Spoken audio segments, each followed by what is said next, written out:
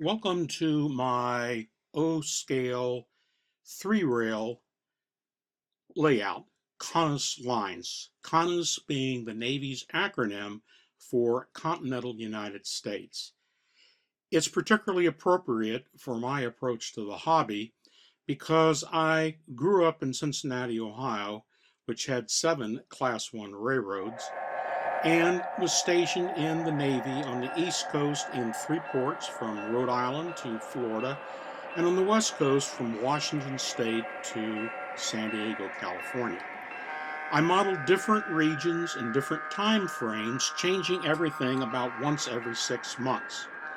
What we're running today and what this video will cover is the Nickel Plate Railroad from the time period 1948 to 1965. The train you just saw go by is in the town of Armstrong, the highest point on the main line, Armstrong being named after my personal friend and a longtime dean of O-scale layout planning, John Armstrong. The train that you see going through the town right now is powered by 2 demonstrator F units that General Motors loaned to the Nickel Plate, painted in their paint scheme in the late 1940s, hoping that they would buy F units. NKP never did because they had this admirable fleet of Berkshires, and when they finally dieselized, they dieselized with Alco switchers and General Motors general purpose locomotives. Northern Nickel Plate never had any F units. But you can see the rolling stock here reflects this time frame, and a typical, in this case, westbound train on Nickel Plate, largely comprised of trailer on flat cars handed over to the Nickel Plate in Buffalo from the Lackawanna Railroad. The layout itself is in a basement 28 feet wide and 34 feet long. As you see the Nickel Plate Berkshire here, eastbound, broken up grade, a 2.1% grade towards Armstrong. You see the 2 levels of the layout here, the main line, which is double track, and the branch line above, which take the railroad from the yard of down at the base level of 46 up to a height of 60 inches over the layout. In terms of specifics of the layout, it's largely comprised of Atlas track, and with most turnouts being powered through just the hand throw, only those turnouts that are out of easy reach are powered by remote switch machines. I like to follow trains around. Here you see a westbound passing an eastbound. The eastbound was largely a meat train from the packing centers in the Chicago and St. Louis area. The westbound is carrying largely material coming from the east coast of the United States to Chicago and St. Louis. The layout is basically a plan developed by John Armstrong back in the 1970s from a book which had its plan in it called Big Trains You Can Have Fun With. It was given to me by a fellow O-scale modeler, and it fit perfectly in my basement. My wife, who along with my 2 daughters were big parts in my model railroad experience, suggested a few changes to allow more room for buildings and scenery, but the layout that I have, CONUS lines today, is largely an 80% John Armstrong layout. It features a double-track main line and numerous areas that allow extensive modeling. You see here the town of Cumberland, with a station largely resembling that of the Western Railroad in Cumberland.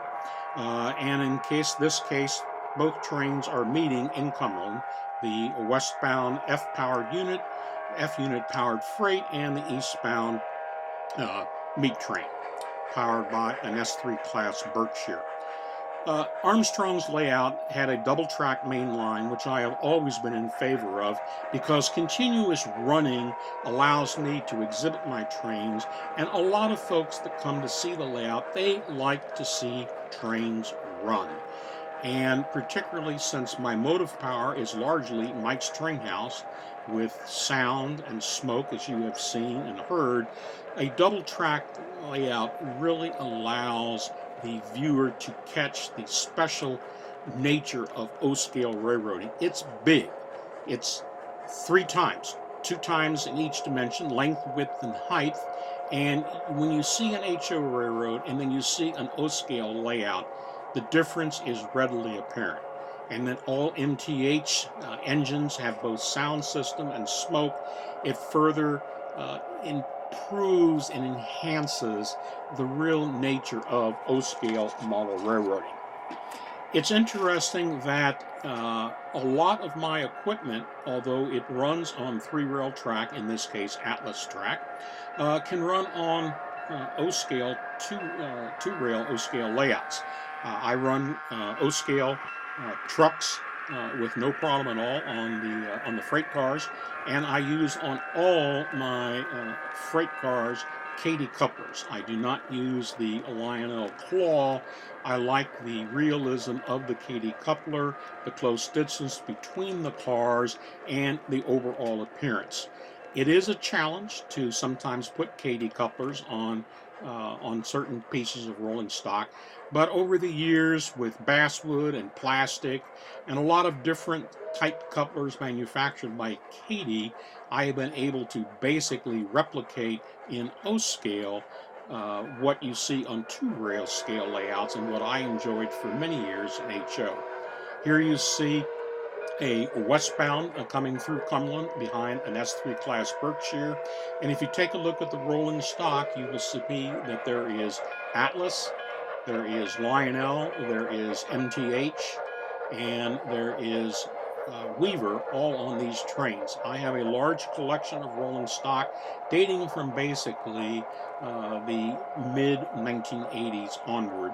And I've kept everything so that I have a large selection of rolling stock to match the period and the region that I am modeling. The cars that you just see going past are cars that I got at the O-Scale National Convention that was held here in the Washington, D.C. area back in 2018. It's always interesting when people come to see the layout, they see things and they wonder, how did you do this? A common question to all of us in model railroading. Here you see a train approaching the mountain flag stop of McClellan. McClellan, of course, being named for Alan McClellan, a very famous HO scale modeler. In Dayton, Ohio, I saw his Virginia and Ohio layout at the 1965 National Model Railroad Association Convention. I have named all the towns on my layout for model railroaders that meant so much to me when I was growing up and contributed so much to my understanding of the hobby. Again here, the grade is about 2.1%, and the sound gives you an idea of the challenge of the grades, in this case, to the S3 class Berkshire. I chose to stay with three rail as my daughters got older and of course went on to college and having lives of their own, basically because it had always been a family hobby. My wife was very much into it, painting figures, building structures, and I had already invested so much time and effort in three rail scale that I elected to stay with it as opposed to converting to two rail scale. And basically the MTH locomotives, I mean, look at these Berkshires. I mean, they are beautiful locomotives. They're all scale.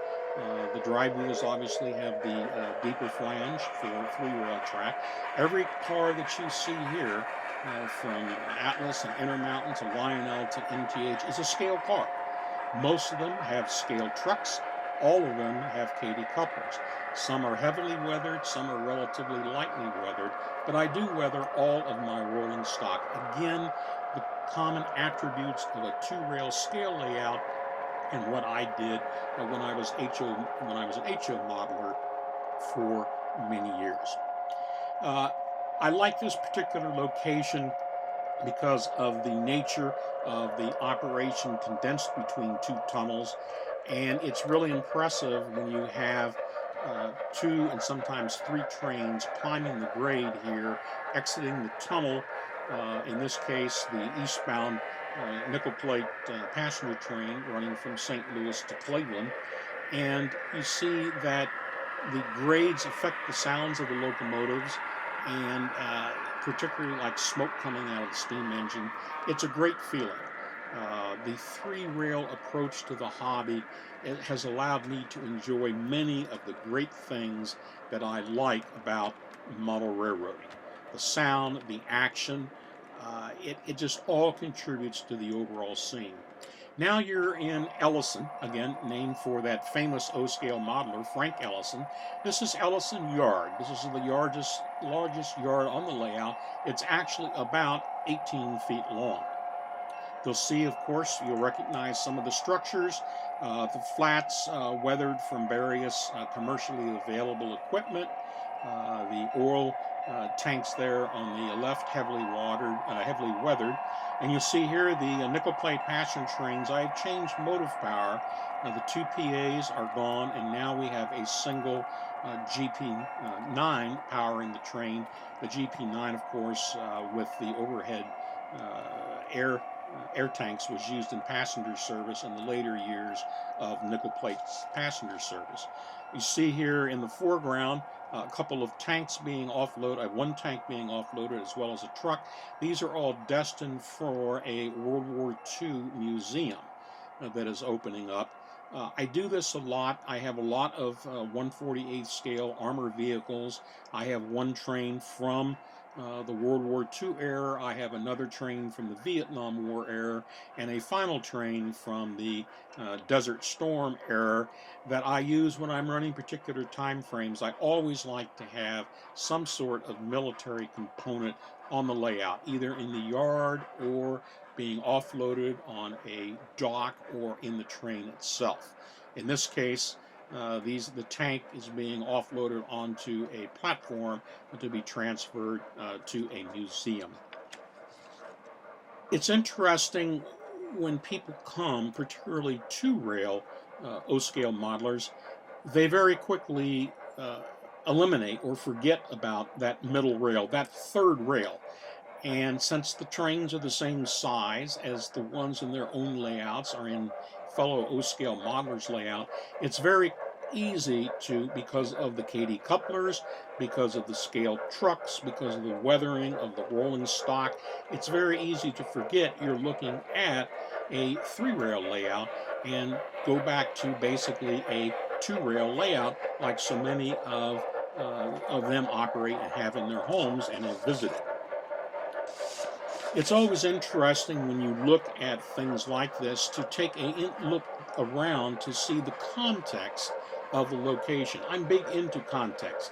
The movie billboards on the layout, in this case at Ellison, all reflect that 48 to 55 time frame. I change all of the automobiles, the vehicles, to match the era being modeled. So I have a fairly significant inventory of various road cars, trucks, etc. The figures, and there are over 700 figures hand-painted on the layout. My late wife painted a large number of them. And they also kind of reflect a general area. I try to model a series of vignettes. In this case, there are 27 vignettes on this layout, which basically capture an individual interest or a particular scene. I like to have figures talking to one another. I like to have interaction between the figures. It's clear what they are doing and why they are doing what they are doing. In the towns, particularly in Armstrong, there are more than a dozen figures all interacting one with another. And it's fascinating, as many of you who are model railroaders have experienced, when visitors come to the layout, and there are about 2 or 3 open houses a year on CONUS lines, the trains are interesting. But what really captures the interest of the people that are not model railroaders is the scenery, is the people. They like to see what is happening, and without you explaining it, they understand the scene that is being depicted. So for example, in this case, we're at the eastern end of the yard in Ellison. And there's lots of things going on here. Trains going, there's a yard behind it, there's a switcher back there, flat switching cars. Just in the foreground, uh, there is a work going on in undercutting the railroad because there's been a washout because of a heavy rainstorm. People like to concentrate on that. When they come to see the layout, they're always talking about the figures and the individual scenes, and the trains, as Frank Ellison famously said, are kind of like players. They come in, on the left stage, exit right stage, they cross in front, but they just set the overall scene for the location and what is actually happening, where you don't have to explain in great detail. For example, those nickel plate demonstrator units you see passing here in the foreground. Yes, it was General Motors trying to sell the nickel plate on F units in the late 40s, but to the average person, that doesn't mean a whole lot. They're asking themselves, oh, look at the cars. What's Phoebe Snow? A very common question, because most of them are not aware of the famous Lackawanna passenger train. But then when the O-scale monitor comes, the individual that knows the nickel plate, he'll look at those demonstrator units and say, you got the demonstrator units, because those are not very common. It was a special run done by a hobby shop in northern Ohio, and I was fortunate to be able to purchase a set. Now, in this case, we're at Georges Creek Junction. If any of you are Western Maryland and Baltimore and Ohio modelers, you recognize the name Georges Creek Junction. It's the west end of the Narrows, coming through the mountains just west of Cumberland, Maryland. My family spent a large number of days in quality time, particularly in the fall, at Georges Creek Junction, photographing on the Baltimore and Ohio, then Chessie system, and eventually CSX, and the Western Maryland Scenic Railway. So I reproduced here the track arrangement at Georges Creek Junction, and it always, when the family would come down, they'd look at that, they'd see the name on the sign on the layout and say, I remember that, Dad. To me, that was a great thing about children growing up with model trains, which is why I stuck with O-scale.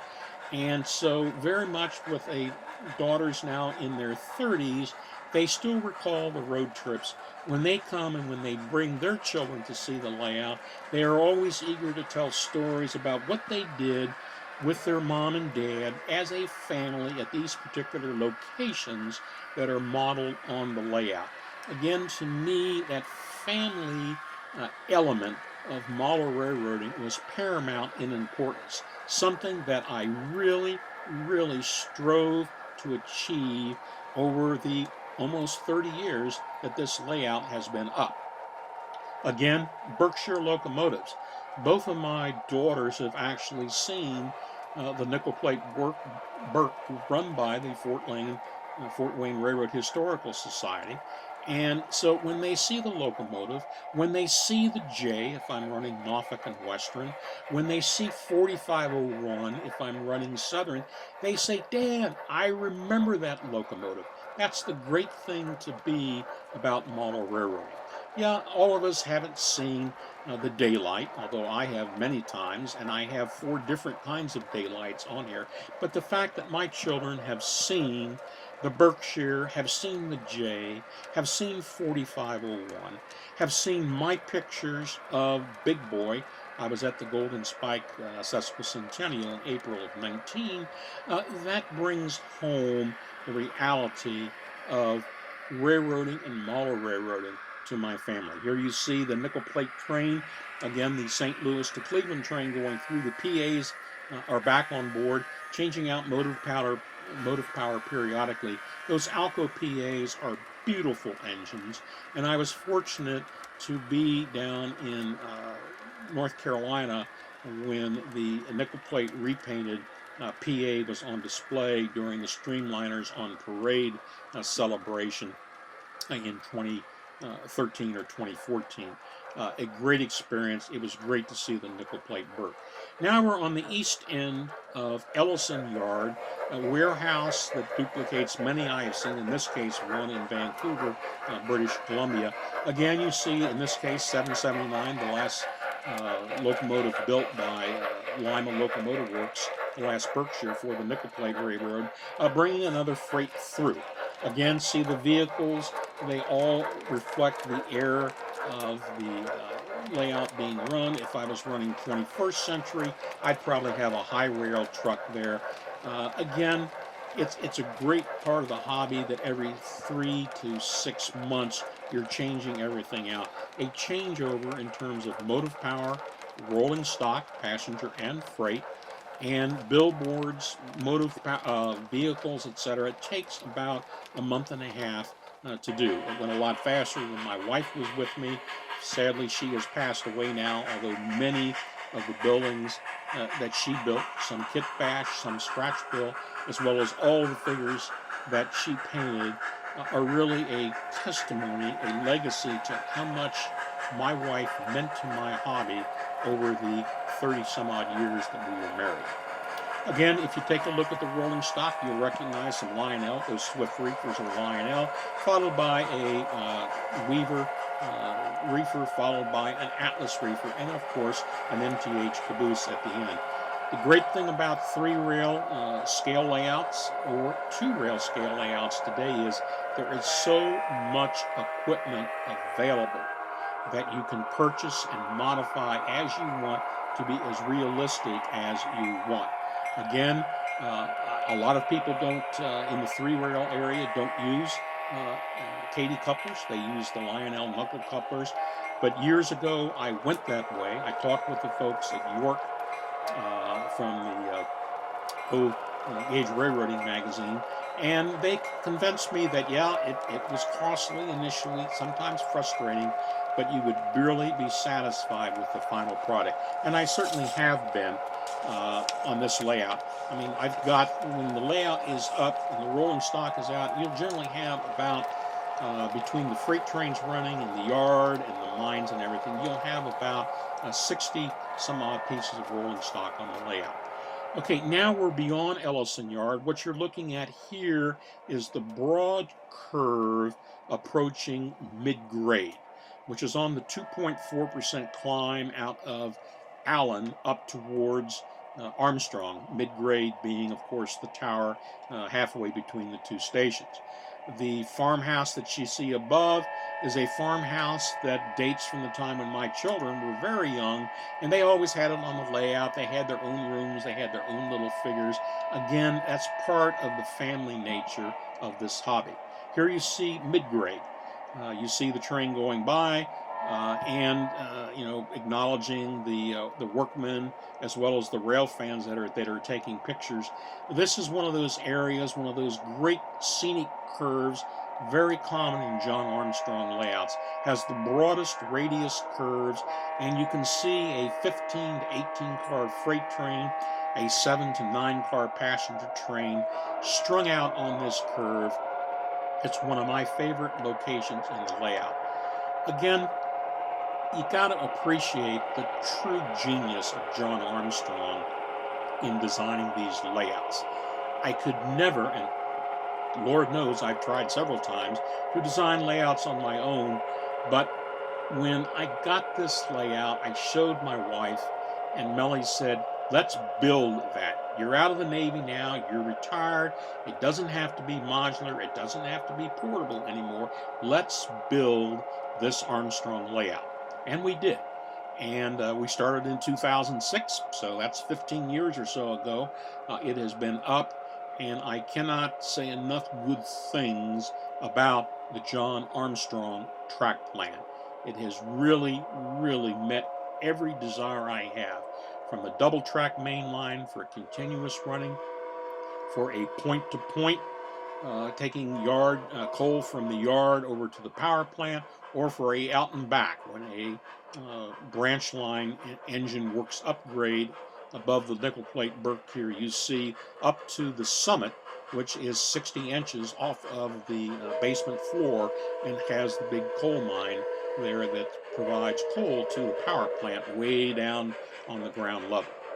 Again, you look at these locomotives, you hear them, you see them. I mean, look at this.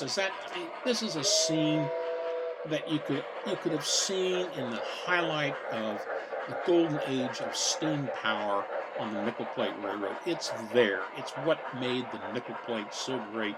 It's what made those Berkshire locomotives so classic, and just how they met the needs of that railroad for so long. Again, uh, you've got to appreciate what Mike's Train House did for the O scale hobby, both two rail somewhat, and particularly in three rail. And I have benefited tremendously in the 30 some odd years that I have purchased Mike's Train House products. They gave me the variety, the accuracy, the action, the sound, everything that I could possibly have hoped for. Now we're further downgrade. We're moving from mid-grade down towards Allen. Allen being, of course, named for the famous HO modeler, John Allen from the Gory and Defeated, that I read so much about in the 1960s. Again, you see the train drifting downgrade. You'll also notice the branch line above the freight train, which will soon see a branch line train as it works upgrade toward the mine with some coal empties. It's fun when you do this to envision what things would have looked like back then. But for example, 6 months from now, I could be running 21st century. I could be running Union Pacific. I have a big boy that I saw at the Golden Spike Sesquicentennial. I have painted and lettered the passenger cars that were on those specials in that time frame. I have double stack trains. I have Powder River coal trains filled with, the loads are filled with real Powder River coal that I got out of the Thunder Basin. It's a great hobby. Just about the time, okay, well, now let's see. I've been looking at the nickel plate for 4 or 5 months. Let's do something else. And, 2 months later, you're from northern Ohio and Indiana out to the plains of Wyoming, or you're in the Sierras on the Southern Pacific, or you're on a train to Florida. I have a lot of seaboard coastline, Atlantic coastline, and seaboard airline motive power, passenger, and freight cars. Again, it's a great hobby. I cannot be too pleased with how CONUS Lines has turned out for me. It's clearly the best train layout I have ever built. Great thanks to John Armstrong. I'm 70 years old. I just don't know that I'm going to build another train layout. I have so much fun in riding and running this, in engaging in special projects each time I change the region, and the motive power and rolling stock and everything. It's never a situation where you look at your layout and say, maybe I ought to build another layout. My approach to the hobby has given me everything I could possibly have asked for in terms of something to keep me occupied. And I'm telling you, as many of you know, with this terrible pandemic experience we've had for 14 months, if there was a hobby for the last 14 months, model railroading is it. Here you see that eastbound meat train. Now there's the local working upgrade towards the mine at Summit. As you can see, that's a 3% grade, but that RS3 will handle that relatively short train with no problems. It's been great having you here on CONUS Lines. I hope you guys got an idea out of what a different approach to O-scale model railroading can be as you experience multiple time frames, railroads, and rolling stock, all scale, but all capable of being run on 3 rail. It's a great hobby. To simply put it, as A.C. Collenbach said, I like trains.